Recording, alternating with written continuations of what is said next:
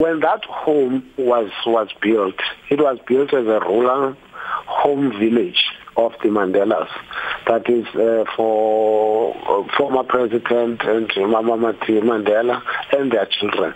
And generally in rural areas, you don't have there are no title deeds, let me put it that way, nor deed of grants. People are allocated land to occupy in perpetuity, and that is going to be inherited in accordance with the customs and tradition of that particular area.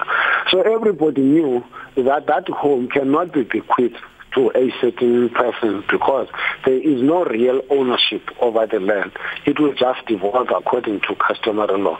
Then there was no reason for Mrs. Mandela to challenge about Kunu property because it was to be governed by the laws that are known.